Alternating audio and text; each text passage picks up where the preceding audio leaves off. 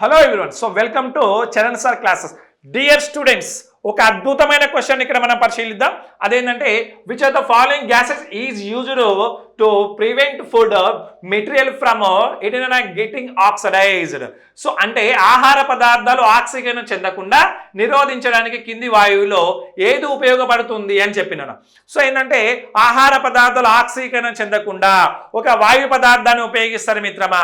ఒక్కసారి కనుక నువ్వు పరిశీలించినట్టయితే గా చిప్స్ ప్యాకెట్లో చూడు, ఆ చిప్స్ ప్యాకెట్ ఏంటంటే లేజ్ ప్యాకెట్ ఒకసారి అబ్జర్వ్ చేయి, ఓకేనా. ఆ లేజ్ కంపెనీ నాకు డబ్బులు ఇవ్వలేదు లేజ్ అని మీరు చెప్తున్నారు కానీ అట్లా కాదు నాన్న. మన చాలా మంది ఏంటంటే చిప్స్ లేజ్ తింటాం కదా, ఈ లేజ్ ప్యాకెట్లు ఏంటంటే ఉబ్బగా ఉంటాయి. ఇప్పుడు మనకు వచ్చేసి ఏంటంటే ఇగో లేస్ ప్యాకెట్ ఇంత ఉన్నది అనుకోండి, ఇంత ఉన్నది నాన్న లేస్ ప్యాకెట్ ఇంత ఉన్నది.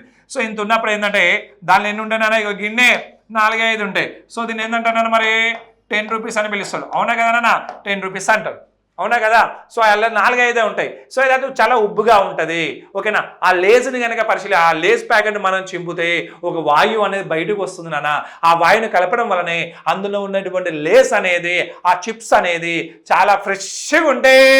ఎట్లుంటుందమ్మి, చాలా ఫ్రెష్గా ఉంటాయి. అందుకే తింటే కరకరాలు ఆడుతూ ఉంటాయి.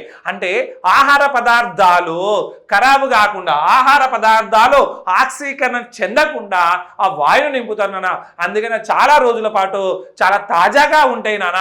మరి అట్లా ఉపయోగపడేటువంటి వాయువు ఏది సార్? ఇక మనకు అందరూ తక్కువ చెప్తాం. ఇక్కడ ఆప్షన్ ఏమిచ్చిండు, క్లోరిన్ అంటాం, నైట్రోజన్ అంటాం, ఆక్సిజన్ అంటాం, హైడ్రోజన్ అంటాం. చాలా మందికి ఆక్సిజన్ మీదకి పోతానన్న, కానీ అది రాంగ్ ఆన్సర్ నాన్న.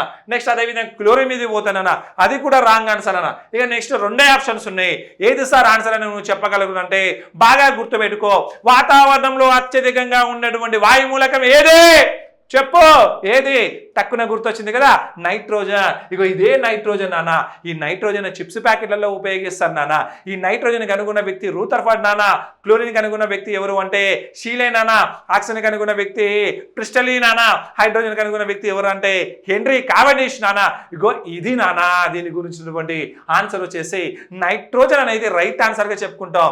ఈ నైట్రోజన్ కలపడం వలనే ఆహార పదార్థాలు ఆక్సీకరణ చెందకుండా ఎక్కువ రోజుల పాటు తాజాగా ఉంటాయనేటువంటి విషయాన్ని మీ అందరికీ నేను తెలియజేస్తున్నాను. ఎందుకంటే వెరీ వెరీ ఇంపార్టెంట్ అన్న ఇలాంటి క్వశ్చన్స్ అనేటివి.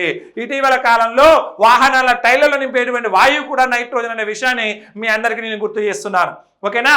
సో ఇది నాన్న దీనికి ఉన్నటువంటి ఆన్సర్. సెకండ్ ఆన్సర్ అనేది right answer. So thank you so much.